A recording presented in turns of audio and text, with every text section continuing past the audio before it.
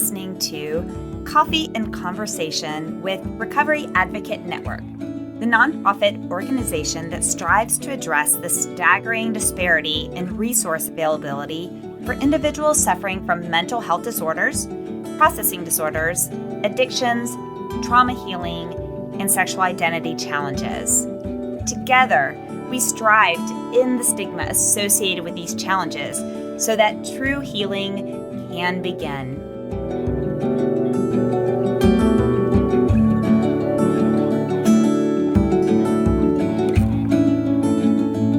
Welcome back to Coffee and Conversation. I'm your host, Ange, and I welcome you to episode number 81. Today's guest is Kurt Schmidt, a certified peer support specialist and licensed master social worker. Kurt applies years of experience in the business, technology, and service sectors to provide adequate peer support for those managing mental health and substance use disorders.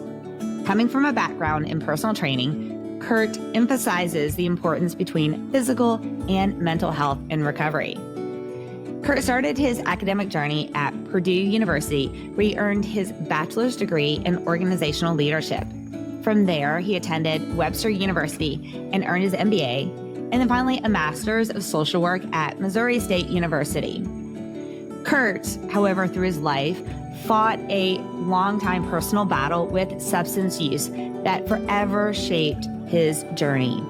Struggling with the challenges of addiction, Kurt managed to be successful professionally, yet his addiction was becoming more prominent, and warnings from health professionals were a wake-up call to stop his drinking due to damage that was happening to his liver. His personal and professional achievements emphasize his journey to sobriety. One of his achievements is the creation of the Peer Network, a network of certified professionals dedicated to peer recovery support. We talk a lot about it today. I am stoked for you to hear more. His company offers others hope, encouragement, and empowerment on their recovery journeys.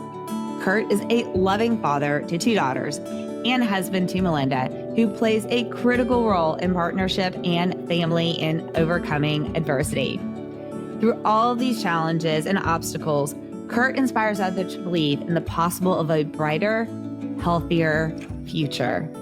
Now, it's time to get started. So please, first, remember our 3 C's of engagement. That first C is click. Go ahead and pause for a moment. Click the like, love, subscribe, follow, and share buttons. And if you can, take a moment and also click the button to our website where you can click donate. Donate is so important because funds raised, 100% of the funds raised from this go towards bridge grants for individuals who need help for their recovery where insurance is not covering it. So please pause and do those clicks right now. The second one is commit. Commit to staying for the full episode so you can learn all about the Peer Network and hear, of course, his favorite motivational quote. And then the third C, well, of course, it is your coffee. So fill up your coffee, sit back, relax, and let's get started.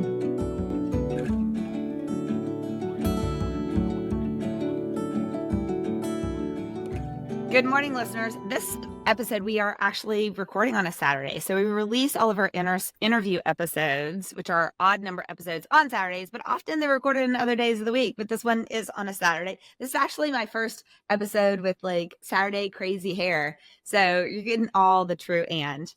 And it is so much because I am super stoked to have Kurt Schmidt here. And we are going to talk about peer support, which is a topic I am very passionate about. Those individuals who can help with recovery because they've been either there or in a similar situation and they know the pain, the struggle, and all of that. So now what I'm going to do is I'm going to stop talking. And Kurt, why don't you just kick us off? Tell us who you are, about yourself, and why you're here today. Sure. Well, thanks for having me. And, my name's Kurt Schmidt. Here really to talk about peer support, which, for the audience that isn't familiar, which it sounds like I think most of your audience maybe has heard of it before, but peer support is typically someone who is in long-term recovery themselves, whether that's like substance abuse, mental health, could be both. And they become trained and certified to provide support to people going through similar situations. So, um, just to kind of clarify, it's not a clinical intervention like clinical therapy or licensed professional counseling. It's really based on the shared experience that one has because they walked in your shoes, but then they do go on to get certified and trained to provide support. So there's some structure there, and it's not just kind of a friend relationship, it's really a professional relationship, but it really breaks down a lot of barriers, reduces stigma.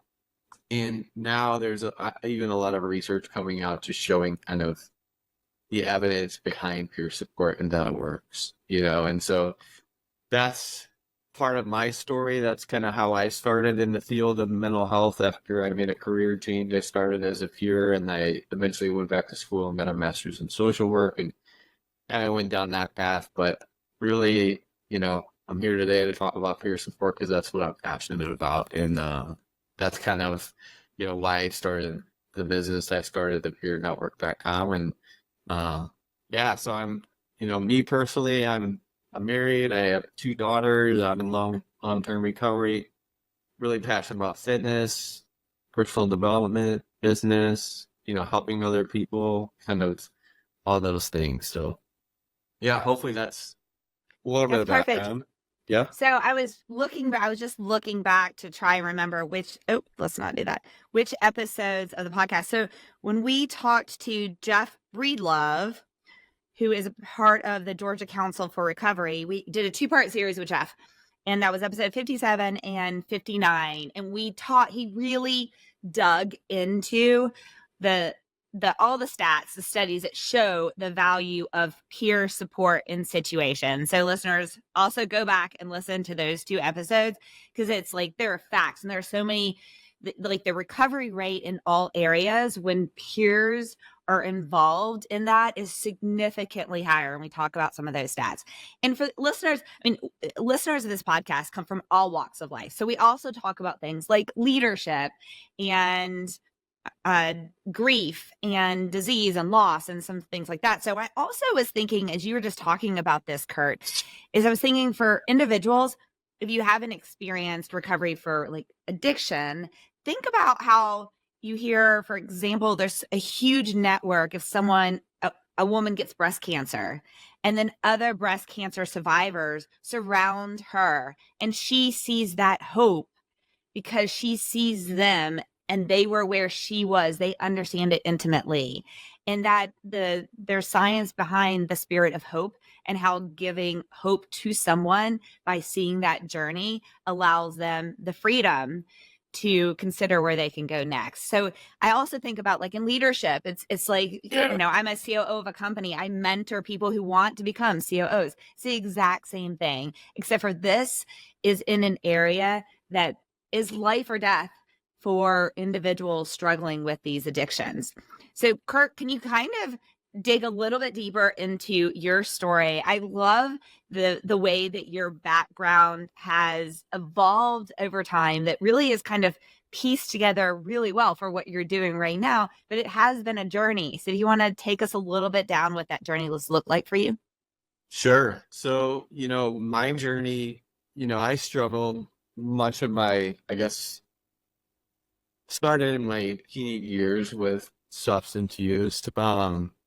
I grew up in a family, like pretty good family. I had a father who struggled with alcoholism, and he actually passed away, be coming up on 3 years from alcoholism. And so I guess growing up in my family, everyone was functional and pretty normal till it wasn't, right? Like as I got a little older, I started to see the alcoholism with my dad, but also I kind of grew up in I live in St. Louis, Catholic family, a lot of cousins, aunts, uncles, and so everything was kind of a big party, I guess.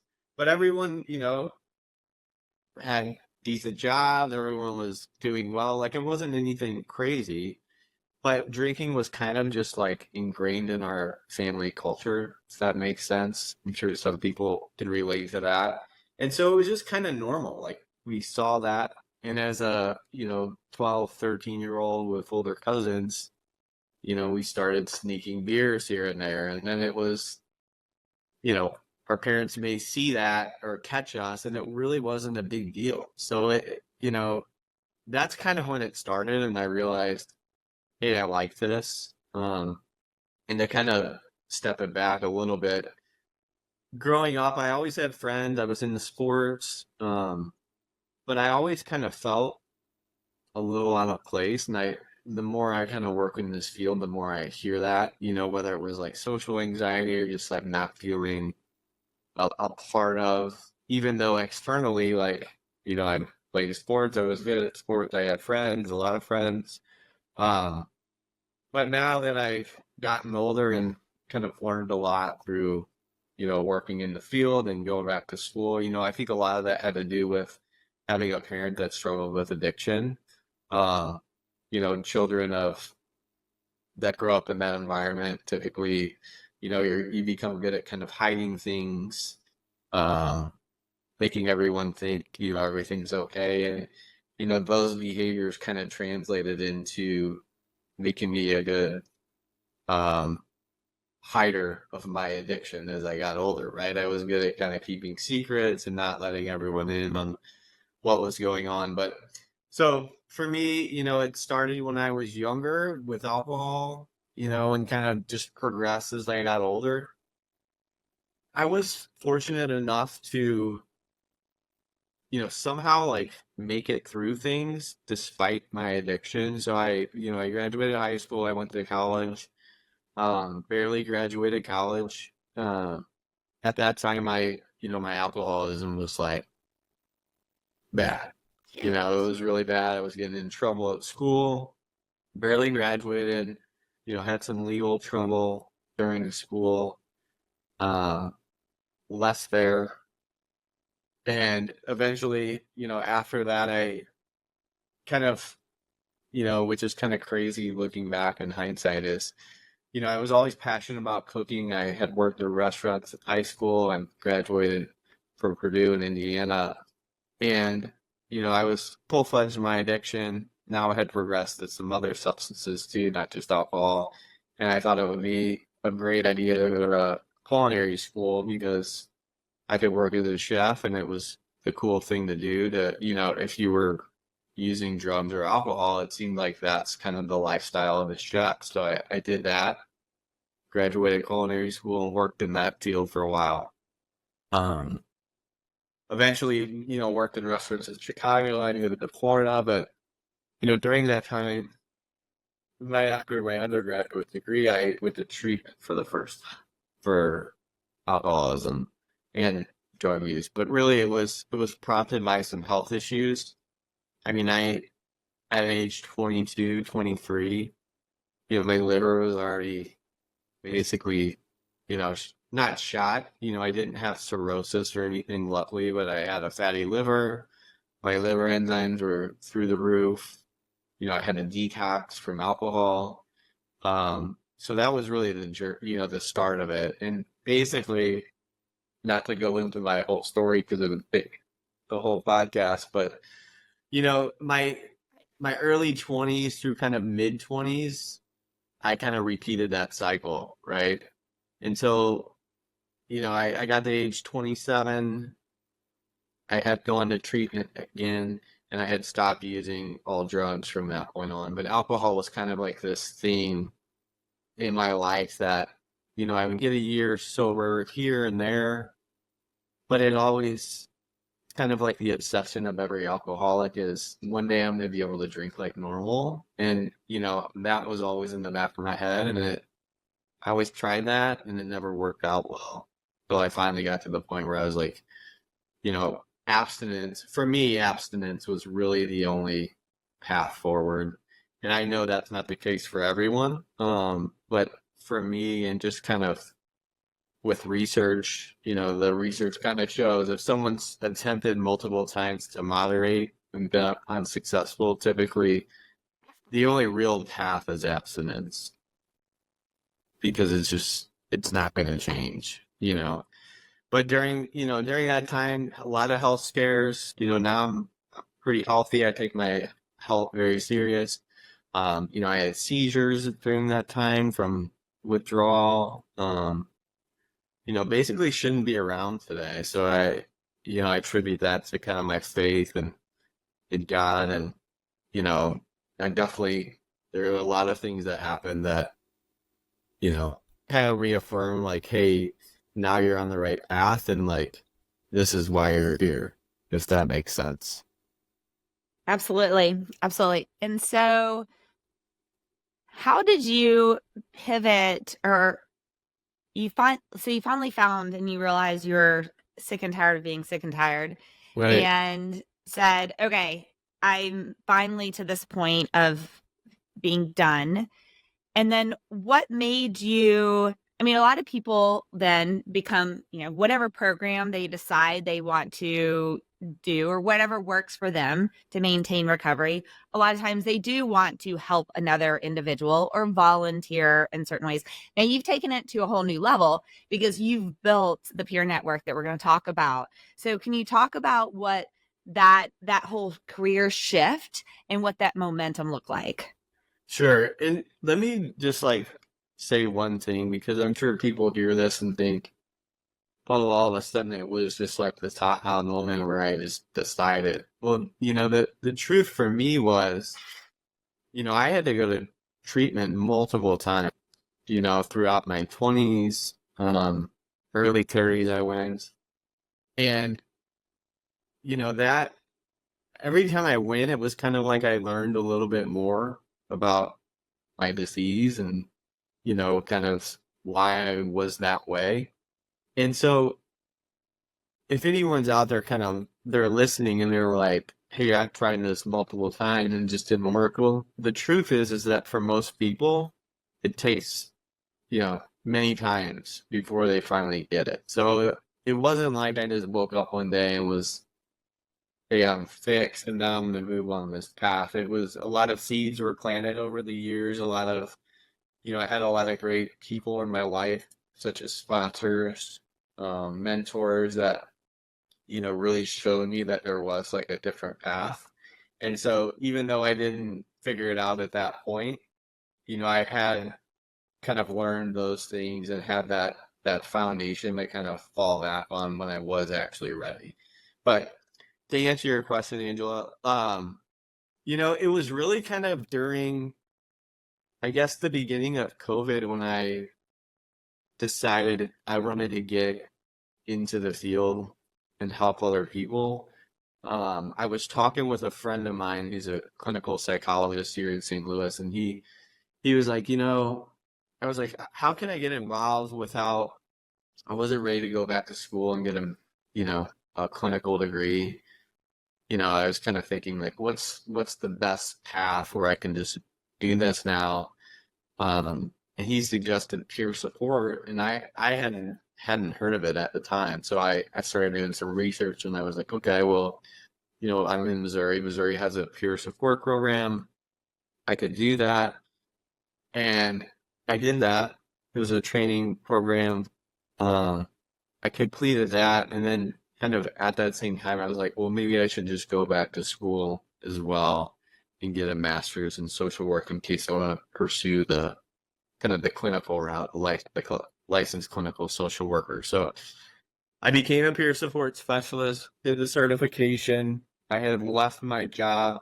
I was at that time working in like supply chain and technology and started working for a organization here where I worked with drug court, DUI court, family court clients. So basically those clients were they were mandated to this program, but they also had the option, like they didn't have to do the program, but the alternative typically was, a 4-year, 5-year jail sentence. So they were all part of that program, and I worked with those clients and had a really big caseload. But I realized how much, when I would meet with my clients, I wasn't a clinician, I wasn't a licensed professional counselor, but I realized, as soon as we started talking and they knew I was in recovery and I kind of, modeled the behaviors of recovery and like what it could look like and uh just as far as like my personal life, being a dad,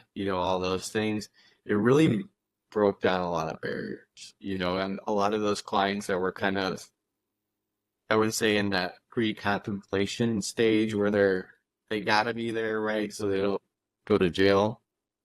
But then over time, working with them over the 18-month program, you see them like start to get it, right? And so then I knew, man, there's something here.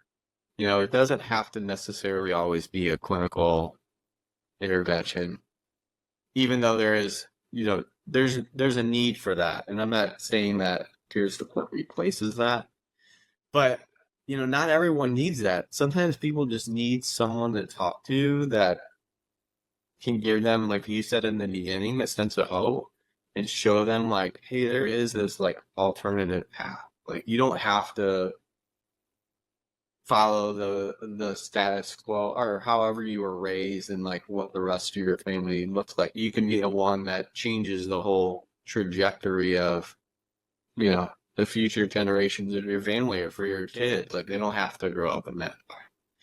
And that program, the drug court, DUI court program here, 90% of the people that complete that program don't reoffend. Now they may reoffend and don't get caught, but they don't get caught and go back to jail. So in other words, their quality of life just increased tremendously. And that's for people coming through that program that generally just don't want to be there, right? And so that was kind of like my aha moment where I realized, I was wrapping up my master's in social work at that time, and I was working at a private practice too, doing, I was a provisionally licensed therapist. And I was like thinking to myself that there's got to be a way to increase access to peer support, outside of traditional residential programs or these drug court programs, and just bring it to the general public for people that maybe on the fence about meeting with a clinician or, just don't know where to start. And talking to a peer can be, can really get them over that hump, or it can be maybe that's all they need, right? Maybe they just don't need that level of care, but they just want to talk to somebody who understands. And that's when I decided that, I wanted to start something where peers could provide their services in that way, but also provide an avenue for peers that have been doing this a long time where they can be paid equitably for their work, because a lot of the peer roles are traditionally really underpaid and most people end up leaving that field or pursuing other licenses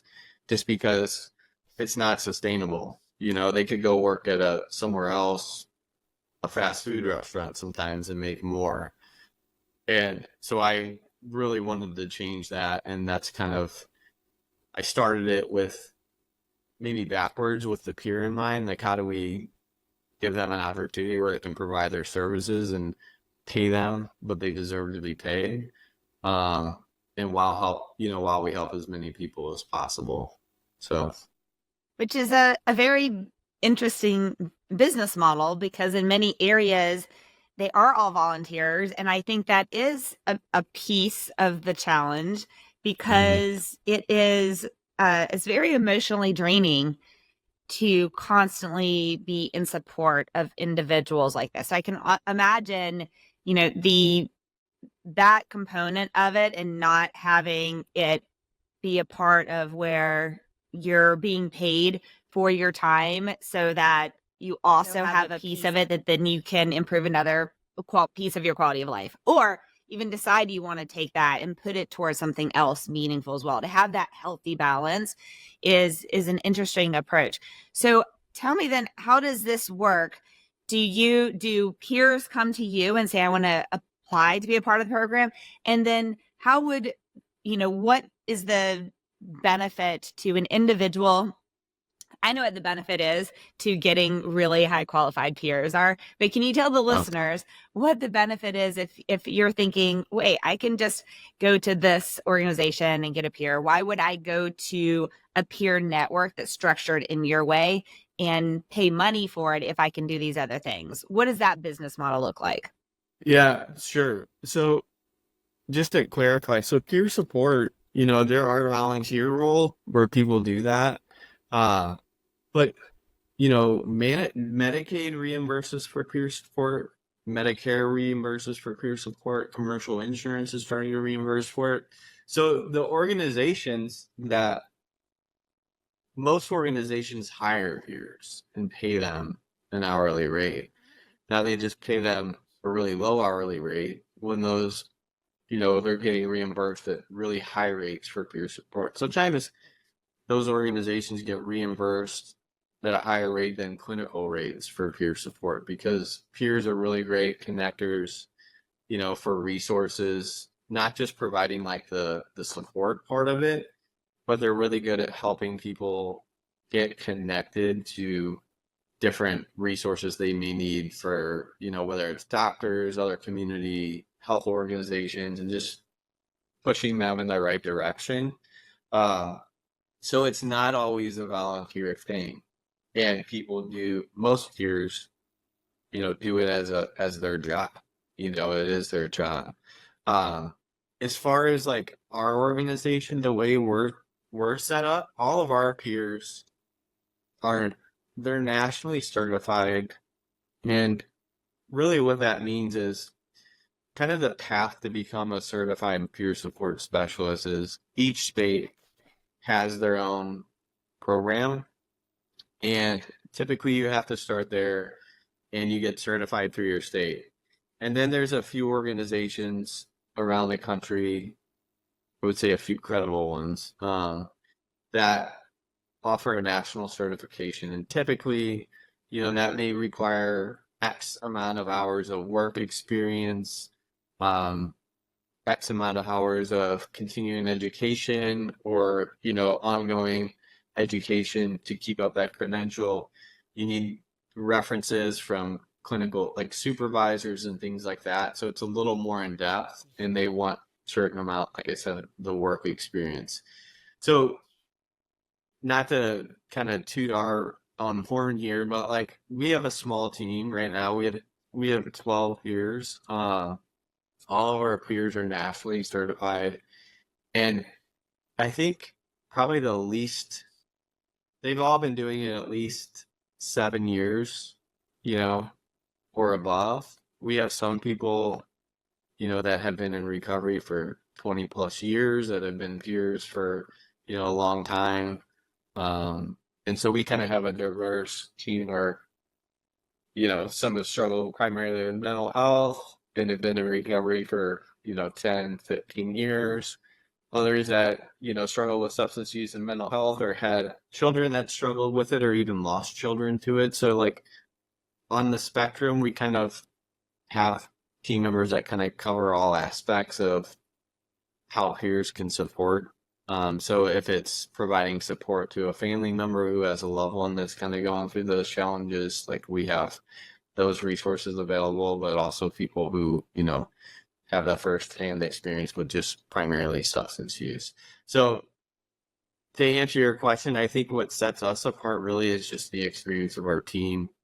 How we recruit our team members is people apply and we get tons of people wanting to come on board.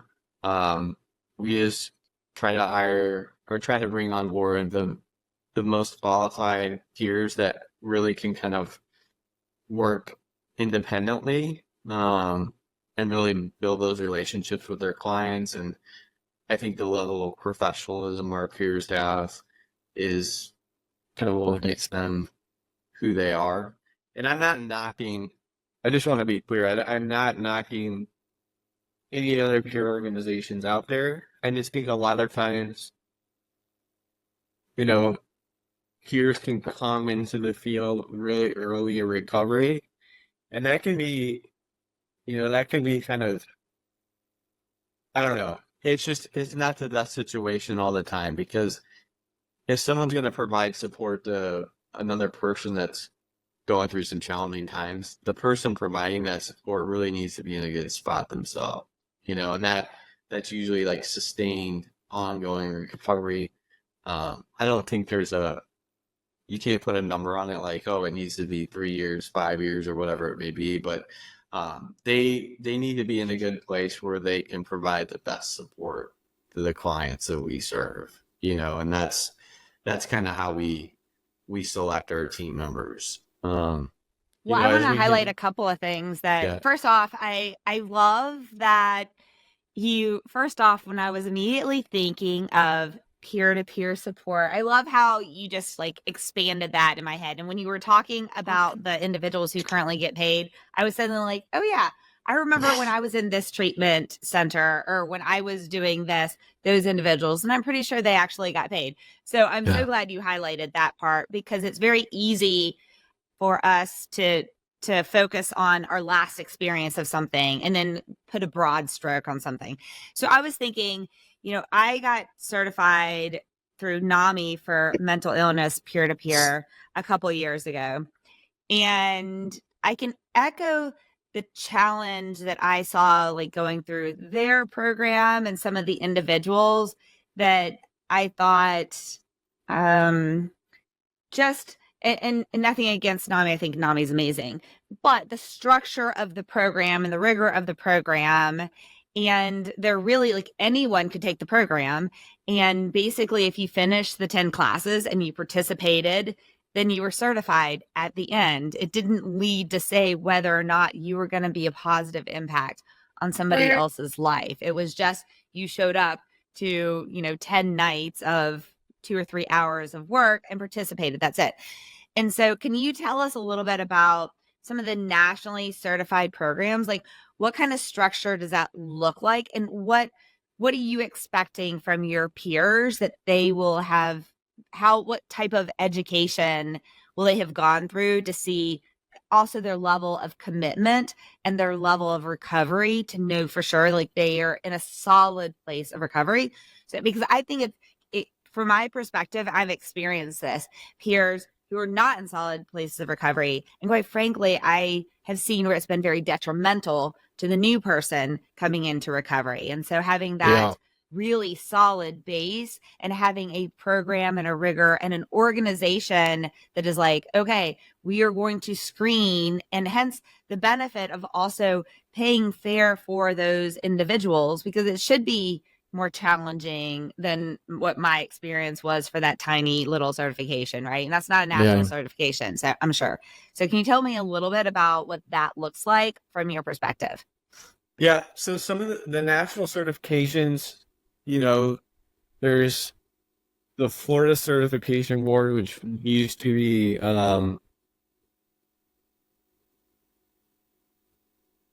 draw a blank, but it was it turned into Florida Certification Board. But like they require 2,000 hours of like supervised work experience to even apply for that. And then like you need 3 professional references that aren't, that people that you've actually worked for in those organizations. And then, continuing education requirements to meet certain domains. So there's, that alone, typically 2,000 hours of supervised work experience, it's typically about 3 years, That's a lot. Yeah. yeah. And so that's a big part of it.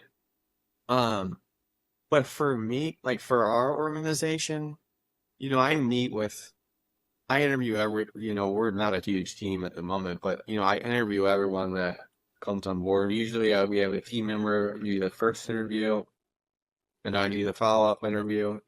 And, part of that is you can look at their work experience, and that's what we talk about in the interview process. I mean, if you go on our website, you can look at our team members, and, most of them are like leaders in peer support around the country. I mean, some of them have started peer programs for insurance companies in their states and things like that. We have another peer who's, getting her master's in social work at LSU. And not that there's an education requirement, but like I think the kind of depth of experience that we require uh is really based on their, whatever they choose to share about their own personal recovery, like that they choose to share that during that process. But it's really about what they've done in the field. Uh, and that's just evidenced by their kind of their work experience.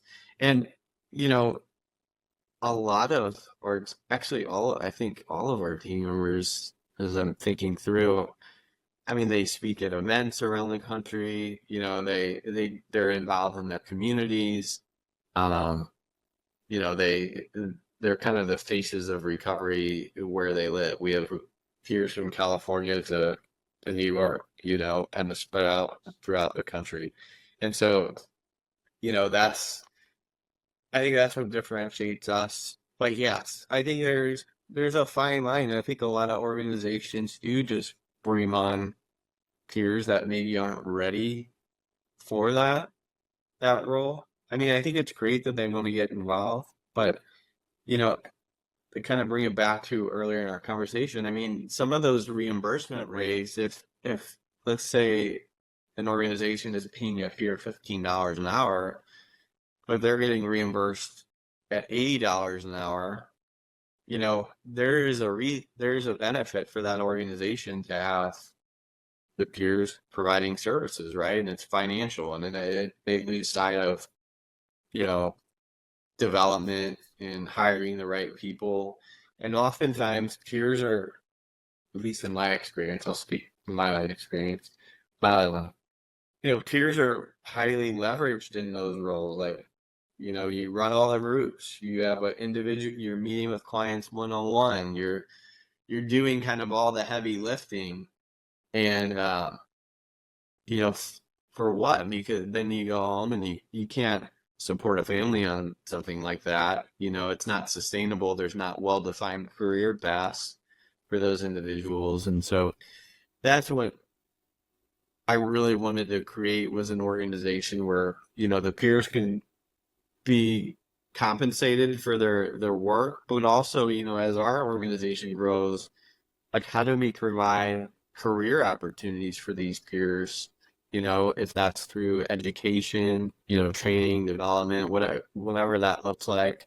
So as we continue to grow, which we are, providing them with opportunities to grow along with the organization. So it's not just it's not just a job, right? It's a career.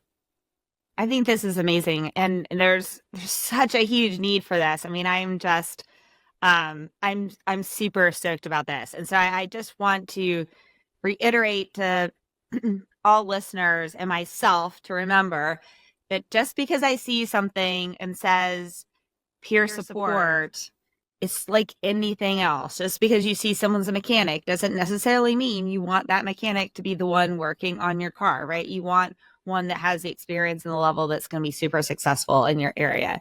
And I really want individuals who love what they're doing and they're supported on their own as well. And they're growing personally, because if you're growing in your career, in what you're doing, you're going to be happier and you're going to have that energy that you really need to be able to provide that level of support, which is absolutely amazing. So how do you get the individuals who are in recovery? Do you work directly with treatment centers? Do individuals come to you via your website independently? How do you collaborate with the individuals who are in search of a peer? Yeah, so a couple of ways. So independently, anyone can really come to our website and sign up. It can, you know, it's free for anyone to register on our website. And our platform's like HIPAA compliant, it's super easy to use. You pay for the service if you book an appointment with one of our peers. And the way it's set up is you can choose your peer, we can kind of match you with a peer that may be a good fit. But we also, and we're kind of new, like we just launched not too long ago. I mean, it's been 2 years in the making, or year and a half. But we're starting to work with healthcare systems, um, some other organizations like labor unions and things like that, where we can be a resource for their patients, their members, even not like I said in the beginning, commercial health plans, or we've talked to some of those. Um, so we're working through all that. I think we're kind of on the forefront of peer support is a standalone service. And so commercial insurance is starting to come around and see the value there and manage like Medicaid and things like that.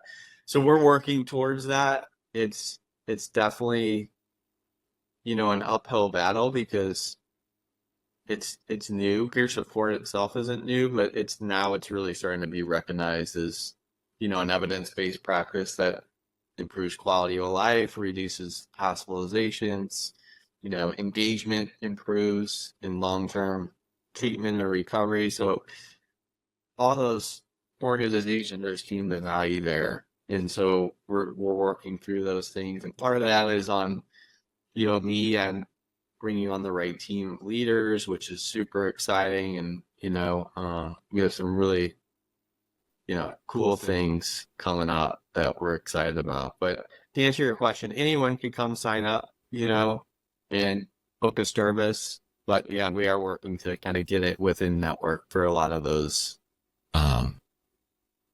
insurance plans and things like that. So it's just more accessible to more people because not everyone has, a recovery center down the street where they can just pop in, right? Our services, all you need is an internet connection. You don't need an app download or anything like that. It's super simple and highly accessible. Yeah, that's so great. And I'm also thinking of employee assistance programs Yeah, at it's a big one. companies. Yeah, Yeah. absolutely. Okay, so what does a journey look like for an individual so a listener's listening to this and they want to try out for your peer support? Is it that you match them with someone and it's a one-off, or is it a set program that they sign up for a set period of time? What does that type of journey look like? So yeah, we just meet people where they're at. So if they want to come and meet with a peer one time, like they can do that. There's no commitments or anything like that. I think what makes us different from a lot of just peer work in general is our model is really kind of similar to like a therapeutic model in the sense that if a person comes to us and wants to meet with a peer, well, they meet with that same peer on an ongoing basis, provided it's the right fit for them. So it's not where you come to our website and you're just randomly assigned some peer that you may never meet with again. It's like, hey, if this person's a good fit, just like you would with a therapist, you meet with that same peer on an ongoing basis. And I think that is the key because then it allows people to really develop that professional relationship, that sense of accountability there. Not that we're holding anyone accountable or that we believe, we don't believe necessarily abstinence is the only path. Like, we're just here to meet you where you're at and whatever our goals are, like help you figure out like how do we get there? How do we work towards those? And so, they meet with the same peer. There's no ongoing commitments, but when they come to our website, our peer schedules show up and they basically just book an appointment based on their ability or availability and then the peer's availability, which they can see. Um, and so if they want to schedule once a month, I would recommend not because not for the business side, but I wouldn't, sometimes it's not helpful when you go that long, without talking to somebody, but, you know, meeting with them, if it's weekly, bi-weekly, if it is monthly, hopefully they have some more like support in between there, whether that's 12 steps or some other support group, but, it's just whatever they need and we meet them where they're at. I will say this, the clients that we've had appointments with, I think there's been one that hasn't. I think out of all of them, maybe one hasn't booked a second appointment. and then all the rest, but booked at least two, and then probably 60 to 70% booked three or more, uh, and plus some, yeah. So it's we can see that people they come back, right? Because it helps. And I think that kind of speaks for itself, to our team Absolutely. as well. I think it says a ton about our team. Absolutely. Okay, so what is your vision then for the future? So what is your bucket list for the peer network that you're building? What does that look like? Sure. Our vision is to be the world's largest platform that connects people to, certified, vetted, professional peer supporters, and we do that through, empowering the peer workforce, paying them an equitable wage, educating them, providing career opportunities, and, really just increasing access to the support. And a big part of that is, we have to kind of educate the public about what peer support is. And so, that's where we're headed, and that's kind of what the future looks like. And, we it's to be global. I get people that reach out to me, from other countries that are peer supporters in other countries, which is awesome.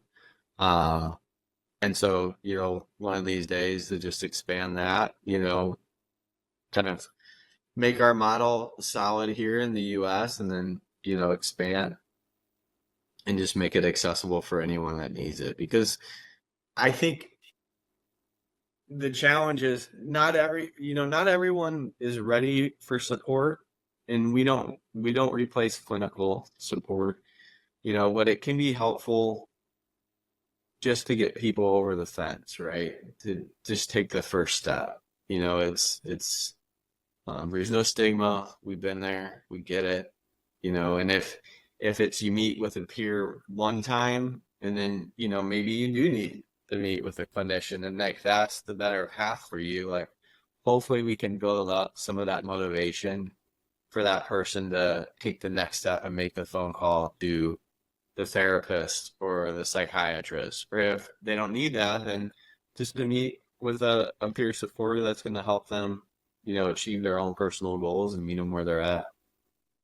Yeah, it'd be great to be able to find a mechanism to have, I guess I would still call it like a NPS, a net promoter score for those individuals. Because I can imagine this, you might have someone who they may book just one, and then that's what they needed to be able to get the courage up to go down a path that they choose towards recovery, and they find recovery, and that one peer support meeting was that huge pivot point for them to be able to allow them to have that courage. I can envision that that's going to be the place. And I can envision, investors might say, oh, wait, they only listen to once or twice. Like, this isn't a successful thing, which I know even meeting with someone a couple of times is so hugely successful. So it would be great to be able to capture that data. Yeah, and that one I was talking about, I know, obviously I know that person found something that was a good fit for them. So that's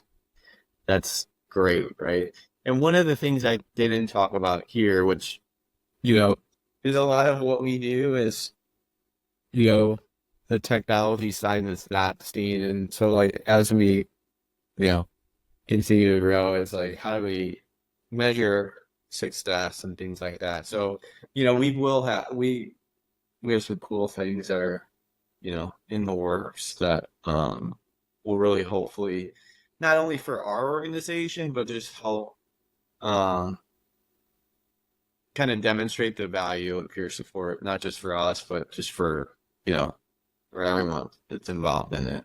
So, Well, another thing I love about this model is I think of some other areas of being in recovery is you do have to leave your home, or even if you don't leave your home and you join a group Zoom, let's just say, right? mhm. You're one in a group of many others. You have this much time. Your time and your perspective is influenced by the other people who are struggling in recovery, right? There's like this amount of cognitive overload in that area that takes time to build a connection with people and in a group. And I think that with this model where there's no commitment, there's a low lift on the front end, easy to get started, the speed to human connection with a model like this is amazing. And we know that connection is what we need for recovery. Yeah. So I think that speed mechanism, that low barrier and low entry barrier and all of that, I think is super special. And if you add those two things, and then the third one, bring in people who are really amazing at what they do, that is just a recipe for success for you and your organization and for those seeking recovery. Yeah, I think you nailed it. Is, and the big part is the team, right? Like the people. And yeah, I think it's, you can relate, I'm sure, and you kind of mentioned it, I can. A lot of hesitancy for people to even get support is like, oh, I don't want to show up to a meeting with 20 other people. I just don't fit in, or whatever the reason is for that, right? But that comes out all the time. And, if talking to a peer, may be helpful for them, because those things do work too. I mean, I believe in 12 steps, and, it's not for everyone. But a lot of people, for whatever reason, just have that hesitancy. And it's such a great kind of segue to just meet with that same peer ongoing, or, figure out like, hey, where do I go from here that's going to work best for me? It may not be peer support. Maybe it is, seeing a clinician, or 12 steps and sponsor, or all those things together, right? They could be all. It's another tool in the toolbox to use. And I think we need as many options in our toolbox to be able to go to in times of need as possible. So I think this is great. So Kurt, is there anything you really want to make sure that we cover today that we really want the listeners to hear or take away from this? I think we covered a lot, but the big thing is, going back to the beginning, is like, people don't usually figure it out the first time. So if you're out there struggling and, you're like, I've been there, I've done this a million times. Well, most people have too. Like, it doesn't mean that you're a failure. It just means like all those things before were learning experiences for you. And like, there is still hope, don't give up. There's a lot of people that it takes, like myself, 5-6 times before they figure it out. And so hang in there. There's help out there. There's us. There's free resources out there. Just reach out to someone. Community is a big part of doing well. Absolutely. Okay. And as I remind you at the beginning of this, your favorite, it is a requirement of this podcast. Everyone has to share their favorite motivational quote. So what is yours, Kurt? So I like this quote from Ange. And it's, success is not about greatness, it's about consistency. Consistent hard work leads to success, and greatness will come. And I think you can apply that to anything. Business, sobriety, recovery, whatever, exercise. It's all about being consistent, and that's the hardest thing. And if something, if you're having, don't pick something that you can't be consistent at, right? If it's exercise and you hate running, maybe you don't start with running. Start with walking first, and something you can do consistently, and you just move forward from there. Beautiful. Well, thank you so much for your time today. This has been great. I can't wait to check out your website again. I checked it out before, but now that I have so much more knowledge, I can't wait to check it out again.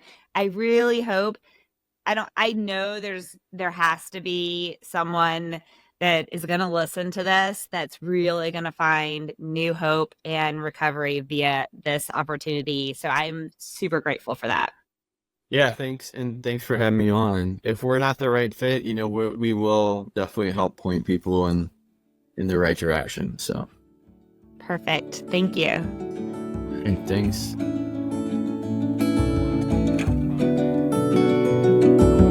Thank you for joining us today with your coffee and conversation. We hope you've been encouraged and learned something from today's story. To learn more about today's guest, please check out our show notes for more details. Now it's time to remember to like this episode, subscribe, and turn on your notifications to ensure you do not miss future episodes. Recovery Advocate Network envisions a world where individuals with mental health challenges receive comprehensive and effective treatment without the worry of financial burdens to themselves or their families, all without the stigmas often present in society. We are proud that every individual working with RAN does so on a 100% volunteer basis. You can support the mission by making a financial donation via PayPal or Venmo, or email donate@recoveryadvocatenetwork.org if you would like to donate items for our next fundraising auction. Please visit our website at www.recoveryadvocatenetwork.org to learn more. Now, stay in the loop about upcoming events, future episodes, and more by following us on Facebook, Instagram, Twitter X, TikTok, LinkedIn, and all major podcast platforms. As a reminder, the experiences and advice expressed in this episode are the host and guest's own personal stories and do not represent the opinions of any organization mentioned. RAN is passionate about opening the doors for all voices and experiences, not just those expressed in any particular podcast. If you want to share your experiences or expertise, we encourage you to be a future guest by emailing us at podcast@recoveryadvocatenetwork.org or submit a blog by emailing blog@recoveryadvocatenetwork.org. We also encourage you to comment on the episode so that we can continue to provide content that is most beneficial to the community. How do you do that? Visit our website at www.recoveryadvocatenetwork.org, and in the top right corner, click that comment button and comment. So listeners, what do you need to do? Pause what you're doing, subscribe, follow us. Please give us a like and a 5-star rating, write some meaningful comments, and most importantly, share these episodes with your friends. You never know whose heart you will touch, so please be a part of a reason someone has new hope today. If this episode was triggering to you, we encourage you to contact your support system, therapist, national and community support groups, the Global Crisis Text Line by texting 741-741, and/or if in the U.S., dialing 988 to reach the Suicide and Crisis Lifeline. If you're in the U.S. and need additional resources such as shelter, support group resources, transportation, food, and/or a safe, confidential path out of physical or emotional domestic abuse, please call 211 or visit www.211info.org for assistance. Now, we know you are very busy, and we are grateful that you said yes to sharing time with us today. If you stuck to our 3 C's of engagement and listened to the full episode, then visit the podcast section of our website and leave a comment about the podcast, and you'll be entered to win an autographed copy of one of the books from one of our book club series, as well as a Coffee and Conversation coffee mug. So thanks again. Until next time, back to your coffee.